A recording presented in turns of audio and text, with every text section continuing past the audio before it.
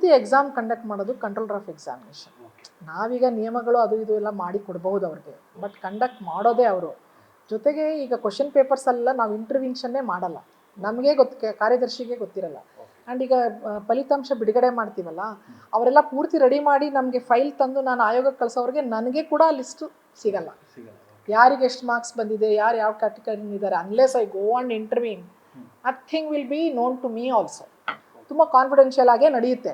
But confidential ಹೆಸರಿನಲ್ಲಿ ಯಾರ್ಯಾರು ಏನಾದರೂ ಮಾಡ್ಕೊತಾ ಇದ್ದಾರಾ ಅನ್ನೋದ್ರ ಬಗ್ಗೆ ನಮಗೆ ಇನ್ನೂ ಅದರ ಮಾಹಿತಿ ಯಾವುದು ಸರಿಯಾಗಿ ಸಿಕ್ಕಿಲ್ಲ.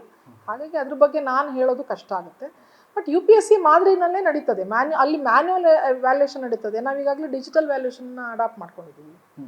ಸೊ ಹಾಗಾಗಿ ಇಲ್ಲಿ ವ್ಯವಸ್ಥೆಗಳು ಮತ್ತು ಪ್ರಕ್ರಿಯೆಗಳೇನಿದೆ ಎಲ್ಲ ಚೆನ್ನಾಗೇ ಇದೆ.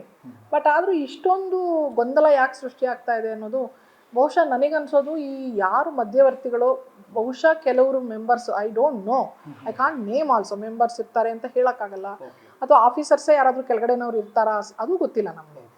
ಬಟ್ ಅದ್ರ ಬಗ್ಗೆ ನಾನು ಕಮೆಂಟ್ ಮಾಡೋದು ಅಷ್ಟು ಸೂಕ್ತ ಆಗಲ್ಲ. ಬಟ್ ಇದು ಏನು ನಡೀತಾ ಇದೆ ಇದ್ರ ಬಗ್ಗೆ ಒಂದು ತನಿಖೆ ಥರ ಆಗಿ ನಾವು ಒಳಗಡೆ ಈಗ ಪ್ರತಿಯೊಂದು ಹಂತನೂ ನೋಡಬೇಕು ಅಂತ ಮೊನ್ನೆ ಮೀಟಿಂಗ್ನಲ್ಲಿ ಆಗಿದೆ. ಪ್ರತಿಯೊಂದು ಹಂತದಲ್ಲೂ ಯಾರ್ಯಾರು ಮಾಡ್ತಿದ್ದಾರೆ, ಏನೇನು ಮಾಡ್ತಿದ್ದಾರೆ ಅನ್ನೋದನ್ನು ಪರಿಶೀಲನೆ ಮಾಡಿ, ಸೊ ಅವಾಗ ಗೊತ್ತಾಗಲೇಬೇಕು ನಮಗೆ ಎಲ್ಲಿಂದ ಏನಾದರೂ ಮಿಸ್ಟೇಕ್ ಆಗಿದೆಯಾ, ಮಾಹಿತಿ ಹೊರಗಡೆ ಹೋಗಿದೆಯಾ ಅಂತ. ಸೊ ಅದನ್ನು ಮಾಡಿದ್ರೆ ನಮಗೆ ಗೊತ್ತಾಗುತ್ತೆ. ಈ ಸಮಸ್ಯೆಗಳಿಗೆ ತ್ವರಿತ ನ್ಯಾಯಾಲಯ ಅಂದರೆ ತ್ವರಿತವಾಗಿ ಅದಕ್ಕೆ ಸಂಬಂಧಪಟ್ಟಾಗ ಈಗ ಕೋರ್ಟಿಂದ ಆದೇಶ ಬರುವುದು ಅದನ್ನು ಸ್ವಲ್ಪ ಲೇಟ್ ಆಗುತ್ತೆ ಅಲ್ಲಲ್ಲ, ಕೋರ್ಟ್ಗೆ ಹೋದರೆ ತಮಗೆ ಗೊತ್ತು, ಅಲ್ಲಿನೂ ತುಂಬ ಕೇಸಸ್ಗಳಿರುತ್ತೆ, ಹಾಗಾಗಿ ಅದು ಲೇಟ್ ಆಗುತ್ತೆ. ಮತ್ತು ಕೋರ್ಟ್ಗೆ ಹೋದ್ಮೇಲೆ ನಾವು ಬೇಗ ಮಾಡಿ ಅಂತ ರಿಕ್ವೆಸ್ಟ್ ಮಾಡ್ಬೋದೇ ಹೊರತು ಕೋರ್ಟ್ನ ಇನ್ಸಿಸ್ಟ್ ಮಾಡೋಕ್ಕೆ ಆಗಲ್ಲ. ಆದರೆ ನಮ್ಮಲ್ಲಿ ನಾವು ಇಮಿಡಿಯೇಟಾಗಿ ಕ್ರಮ ತೊಗೊಳಕ್ಕೆ ಅವಕಾಶ ಇದೆ. ಯಾರೋ ಒಬ್ರು ದೂರು ಕೊಟ್ಟರು, ಸೊ ಅದೇನಾಗಿದೆ ಅವ್ರ ದೂರಲ್ಲಿ ಅನ್ನೋದನ್ನು ಇಮಿಡಿಯೇಟಾಗಿ ನಾವು ನೋಡಿ ಅವರಿಗೆ ಒಂದು ಉತ್ತರ ಕೊಡೋದು, ಆಮೇಲೆ ಅದನ್ನು ಸರಿಪಡಿಸೋದು, ಏನಾದರೂ ತಪ್ಪುಗಳಾಗಿದ್ದರೆ ಸರಿಪಡಿಸೋದು, ತುಂಬ ಗಂಭೀರವಾದ ತಪ್ಪುಗಳಾಗಿದ್ದರೆ ಯಾರು ಮಾಡಿದ್ದಾರೆ ಅವ್ರ ಮೇಲೆ ಕ್ರಮ ತೊಗೊಳ್ಳೋದು, ಅದನ್ನೆಲ್ಲ ಮಾಡಬಹುದು. ಅದನ್ನು ಮಾಡಲಿಕ್ಕೆ ಏನೂ ತೊಂದರೆ ಇಲ್ಲ, ಮಾಡ್ತಾ ಇದ್ದೀವಿ ಕೂಡ. ಸುಮಾರು ಜನಕ್ಕೆ ನಾನೇ ಇವಾಗ ಅದೇ ಹೇಳಿದ್ನಲ್ಲ, ಪೊಲೀಸ್ ಸ್ಟೇಷನ್ಗೆ ಕೊಟ್ಟಿದ್ದೀವಿ, ದುರಾಚಾರ ಪ್ರಕರಣಗಳಲ್ಲಿ ಅಭ್ಯರ್ಥಿತನವನ್ನೇ ರದ್ದುಪಡಿಸಿದ್ದೀವಿ. ಬಟ್ ಇದನ್ನು ನಾವು ಈ ಥರ ಮಾಹಿತಿ ಕೊಟ್ಟಿಲ್ಲ ಹೊರಗಡೆ. ಅದನ್ನು ಇನ್ಮೇಲಿಂದ ನಾನು ಹೇಳ್ತೀನಿ, ವೆಬ್ಸೈಟ್ನಲ್ಲಿ ಇನ್ಮೇಲಿಂದ ಹಾಕೋಣ ಅದನ್ನು. ಎಷ್ಟು ಜನ ಅಭ್ಯರ್ಥಿಗಳ ಅಭ್ಯರ್ಥಿತ್ವವನ್ನು ಅವರು ಅಕ್ರಮ ಅಥವಾ ದುರಾಚಾರ ಮಾಡಿದ್ದಾರೆ ಅಂತ ಕಾರಣಕ್ಕೆ, ಮಿಸ್ಕಂಡಕ್ಟ್ ಮಾಡಿದ್ದಾರೆ ಅಂತ ಕಾರಣಕ್ಕೆ ಅವರ ಅಭ್ಯರ್ಥಿತ್ವವನ್ನು ರದ್ದುಪಡಿಸಿದ್ದೀವಿ ಅಂತ ನಾವು ನಮ್ಮ ವೆಬ್ಸೈಟಲ್ಲಿ ಹಾಕೋಣ ಇನ್ಮೇಲಿಂದ. ಸೊ ಎಲ್ಲರೂ ನೋಡಲಿ, ಗೊತ್ತಾಗ್ತದೆ. ಸೊ ಇಷ್ಟು ದಿನದಲ್ಲಿ ಇಷ್ಟು ಜನಕ್ಕೆ ನಾವು ಅವರನ್ನು ಡಿಸ್ಕ್ವಾಲಿಫೈ ಮಾಡಿದ್ದೀವಿ ಅಂತ. ಸೊ ಆ ಥರದ್ದೆಲ್ಲ ಈಗ ಮಾಡಬೇಕಾಗುತ್ತೆ, ಆ ಥರದ ಕ್ರಮಗಳನ್ನು ಮಾಡ್ತೀವಿ. ಈಗ ಈಗ ಕ್ವಶನ್ ಪೇಪರು ಎಷ್ಟು ದಿನಗಳ ನಂತರ ಆಚೆ ಹೋಗುತ್ತೆ ಇವೆಲ್ಲ ಸಾಕಷ್ಟು ನೋಡಿರ್ತೀರಿ. ಈ ಮಧ್ಯವರ್ತಿಗಳನ್ನ ಹೇಗೆ ಕಡಿವಾಣ ಹಾಕ್ಬೋದು ಈ KPSC ಮೂಲಕ? ಇಲ್ಲ, ನನಗೆ ಮೊದಲನೇದಾಗಿ ದೂರು ಬಂದಾಗ ಆ ಮಧ್ಯವರ್ತಿ ಯಾರೇ ಇನ್ಫ್ಲೂಯೆನ್ಷಿಯಲ್ ಜೊತೆ ಕಾಂಟ್ಯಾಕ್ಟಲ್ಲಿ ಇದ್ರೇನೂ ಕೂಡ ಅದನ್ನು ನೋಡ್ದಂಗೆ ಕ್ರಮ ಒಂದು ಆಗಬೇಕು. ಯಾಕಂದರೆ ಆ ಮಧ್ಯವರ್ತಿಗಳಿಗೆ ಯಾರ್ಯಾರು ಇದರಲ್ಲಿ ಇರ್ತಾರೋ, ಕಾಂಟ್ಯಾಕ್ಟಲ್ಲಿ ಇರ್ತಾರೋ ಗೊತ್ತಿಲ್ಲ.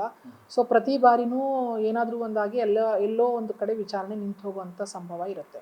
ಸೊ ಅಂಥದ್ದು ಫಸ್ಟ್ ಆದರೆ ಅಟ್ಲೀಸ್ಟು ಒಂದು ಭಯ ಬರುತ್ತೆ ಜನಕ್ಕೆ. ಅದು ಆಗದೆ ಹೋದರೆ ಬಿಡ್ರಿ ಹೆಂಗಾದರೂ ನಡೀತದೆ ಅನ್ನೋಂಥದ್ದು ಇರುತ್ತೆ. ಹಾಗಾಗಿ ಫಸ್ಟು ಪೊಲೀಸ್ ವಿಚಾರಣೆ ಏನಿದೆ ಅದು ತ್ವರಿತಗತಿಯಲ್ಲಿ ಮುಗಿಬೇಕು. ಗೊತ್ತು, ನಮಗೂ ಗೊತ್ತಾಗ್ತದೆ ಅದು ಅಷ್ಟು ಈಸಿ ಅಲ್ಲ ಅಂತ, ಬಟ್ ಸ್ಟಿಲ್ ಬೇಗ ಮುಗಿಯೋಂಗೆ ಕ್ರಮ ತಗೋಬೇಕು ಅಧಿಕಾರಿಗಳು, ಪೊಲೀಸ್ ಅಧಿಕಾರಿಗಳು.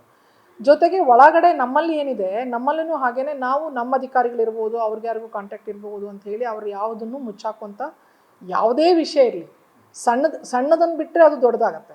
ಸೊ ಹಾಗಾಗಿ ಸಣ್ಣದೇ ಇದ್ರೂ ಕೂಡ, ಸಿನ್ಸ್ ಇದು ಪರೀಕ್ಷೆಗೆ ಸಂಬಂಧಪಟ್ಟಿದ್ದು ಮತ್ತು ಅಭ್ಯರ್ಥಿಗಳ ಭವಿಷ್ಯಕ್ಕೆ ಸಂಬಂಧಪಟ್ಟಿರೋದ್ರಿಂದ ಸಣ್ಣ ತಪ್ಪುಗಳನ್ನು ಕೂಡ ನಾವು ಲೈಟಾಗಿ ತೊಗೋಬಾರ್ದು.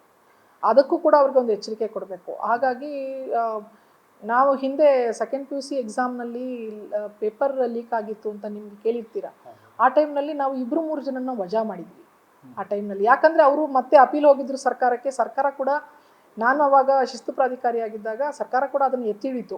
ನಾವು ತುಂಬ ಸ್ಪಷ್ಟವಾಗಿ ಹೇಳಿದ್ವಿ, ಸರ್ ಈ ಪ್ರಕರಣದಲ್ಲಿ ನೀವು ಮಾನವೀಯತೆ ಆಗಲಿ ಅದಾಗಲಿ ತೋರಿಸ್ಬಾರ್ದು. ಯಾಕಂದರೆ ಇದು ನೂರಾರು ಅಭ್ಯರ್ಥಿಗಳ ಪರೀಕ್ಷೆ ಜೊತೆ ಚಲಾಟ ಆಡಿರುವಂಥದ್ದು. ಈಗ ಅವ್ರು 2 ಸತಿ ಮತ್ತೆ ಎಕ್ಸಾಮ್ ಬರೆಯೋಕ್ಕಾಯಿತು ಅಂದರೆ ಅವರ ಮನಸ್ಥಿತಿ ಹೇಗಿರಬೇಕು, ಮುಂದೆ ಅವರು ಲೈಫ್ನಲ್ಲಿ ಕಾನ್ಫಿಡೆನ್ಸಿಂದ ಹೆಂಗೆ ಮುಂದಕ್ಕೆ ಹೋಗೋಕ್ಕೆ ಸಾಧ್ಯ ಆಗುತ್ತೆ, ಮತ್ತು ಅವ್ರ ತಂದೆ ತಾಯಿಗಳಿಗೆ ಎಷ್ಟು ನೋವಾಗಿರ್ಬೋದು, ಬಡವ್ರಿಗೆ ಪಾಪ ಮತ್ತೆ ಎಕ್ಸಾಮ್ ಬರೆಯೋಕ್ಕೆ ಆಗಲ್ಲ.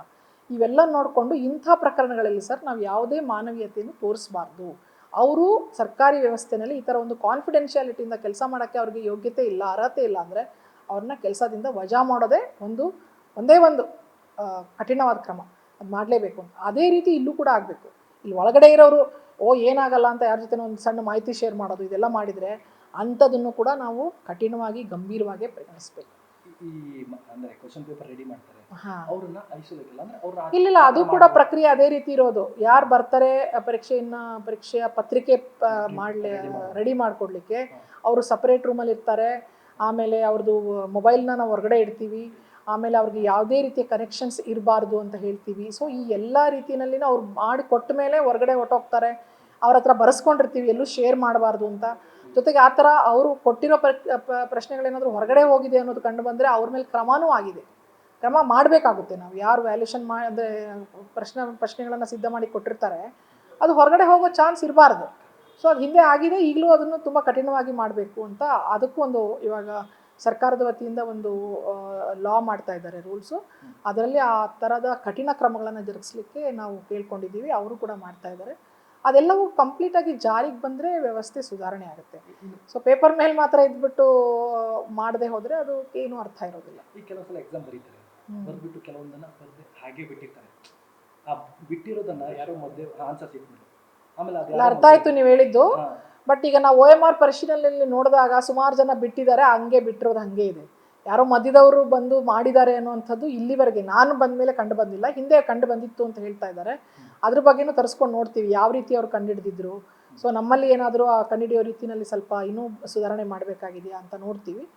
ಬಟ್ ಆ ರೀತಿ ಬಿಟ್ಟು ಬಂದೋದು ತುಂಬೋದು ಅದಕ್ಕೆಲ್ಲ ತುಂಬ ಕಡಿಮೆ ಅವಕಾಶ ಇರುತ್ತೆ, ಅವಧಿನೇ ಇರಲ್ಲ. ಎಲ್ಲಿ ಟೈಮ್ ಇರುತ್ತೆ ಯಾರೋ ಕುತ್ಕೊಂಡು ಅದನ್ನು ತಿದ್ದು ಮಾಡಲಿಕ್ಕೆ? ಎಲ್ಲರೂ ಜನ ನೋಡ್ತಾ ಇರುವಾಗ ಸೀಲ್ ಮಾಡ್ತೀವಿ. ಕ್ವಶನ್ ಪೇಪರ್ಸ್ ಇರ್ಬೋದು, ಆನ್ಸರ್ ಶೀಟ್ಸ್ ಇರ್ಬೋದು.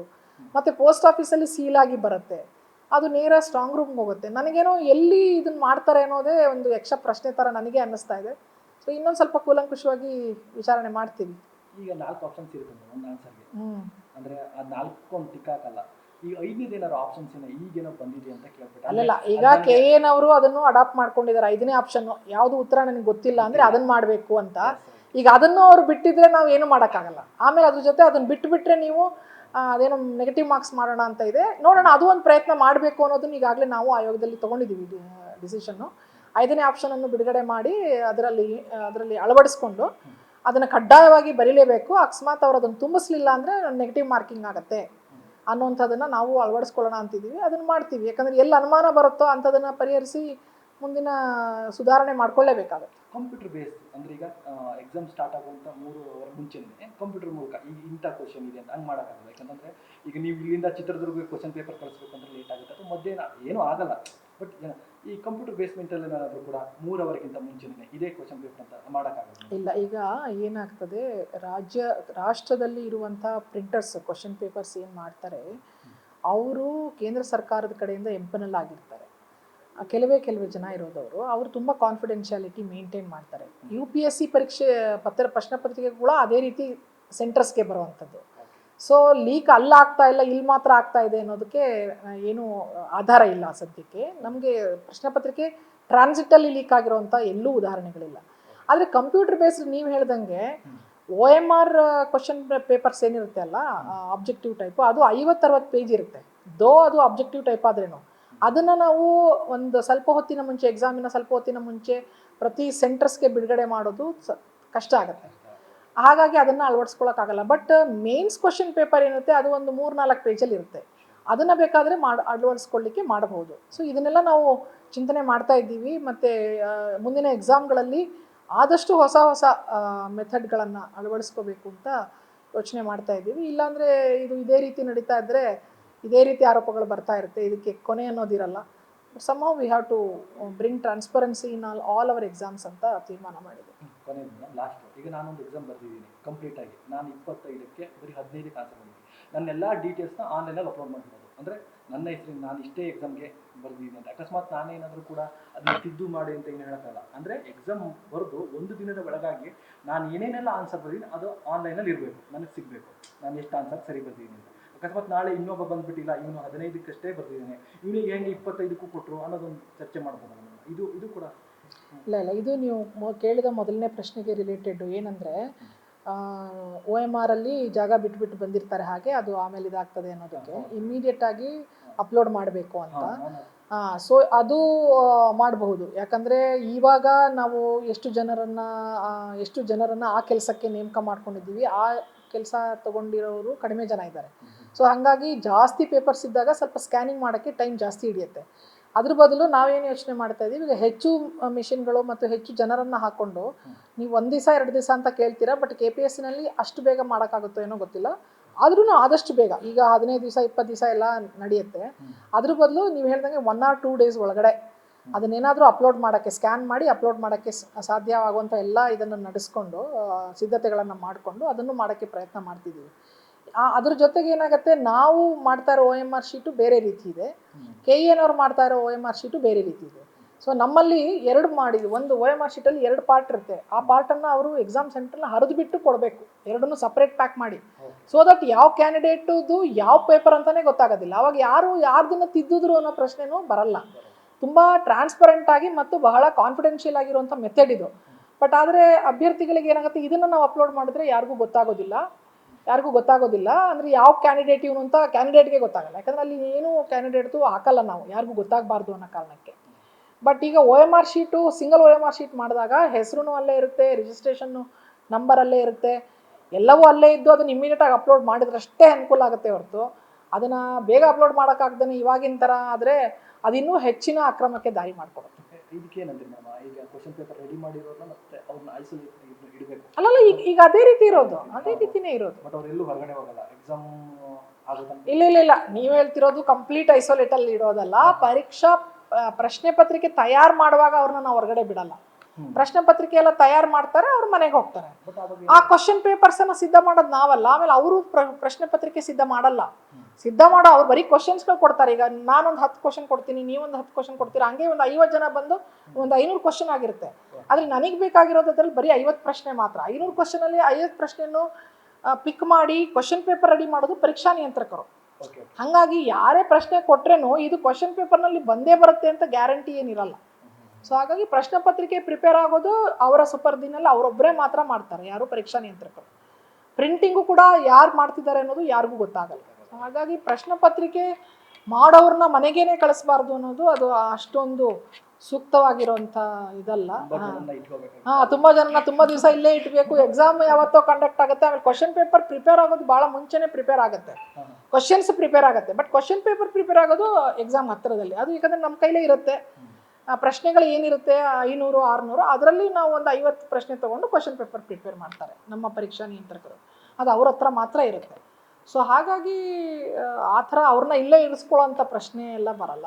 ಈ ಕೇಸ್ ಈಗ ಸ್ಪೆಷಲ್ ಈಗ ನೀಟ್ ವಿಚಾರಕ್ಕೆ ಟಾಸ್ಕ್ ಫೋರ್ಸ್ ಎಲ್ಲ ರಚನೆ ಆಯಿತು. ಅದು ವಿಚಾರ ಇಲ್ಲಿ ಈಗ ನಡೆದಂತಾಗುತ್ತೆ.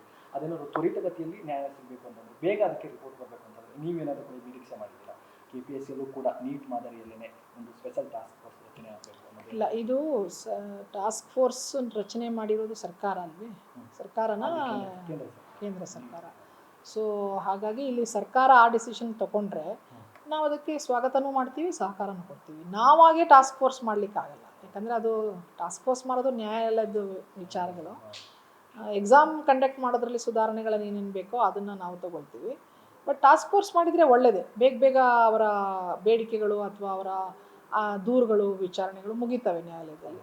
ಆಗ ಅಭ್ಯರ್ಥಿಗಳಿಗೂ ಹೆಲ್ಪ್ ಆಗುತ್ತೆ, ಆ್ಯಂಡ್ KPSCಗೂ ಹೆಲ್ಪ್ ಆಗುತ್ತೆ, ತುಂಬಾ ಹೆಲ್ಪ್ ಆಗುತ್ತೆ. ಮುಂದಿನ ಪರೀಕ್ಷೆಗಳನ್ನು ಸರಿಯಾಗಿ ಮಾಡಲಿಕ್ಕೆ ನಮಗೆ ಈಸಿ ಆಗುತ್ತೆ. ಇನ್ನೇನು ಕೇಳಲ್ಲ, CBI ತನಿಖೆ ಆಗಬೇಕು ಅಂತ ಹೇಳ್ತಿದ್ದಾರೆ. ಇದು ತಾವೇನಂತೀರ? ಅಂದರೆ ಈಗ ನಡೆದಂಥ ಇಲ್ಲ, ಈಗ ಅನ್ಯಾಯ ಆಗಿದ್ದ ಕಡೆ ಯಾವ ತನಿಖೆ ಆದ್ರೂ ನಮ್ಮ ಆಕ್ಷೇಪ ಇಲ್ಲ, ನಾವು ಅದನ್ನು ಸ್ವಾಗತಿಸ್ತೀವಿ. ಅನ್ಯಾಯ ಪ್ರೂವ್ ಆಗಿದೆ ಅಂತಂದರೆ CBIಗಾದರೂ ಕೊಡಲಿ, ಅವರು CIDಗಾಗಲೇ ಕೊಟ್ಟಿದ್ದಾರೆ. ಸೊ ಸರ್ಕಾರ ಏನು ಡಿಸಿಷನ್ ತೊಗೊಂಡು ಮಾಡ್ತದೆ ಅದಕ್ಕೆ ನಾವು ಅಧಿಕಾರಿಗಳು ಸಂಪೂರ್ಣವಾಗಿ ಅದಕ್ಕೆ ಬೆಂಬಲನೂ ಕೊಡ್ತೇವೆ.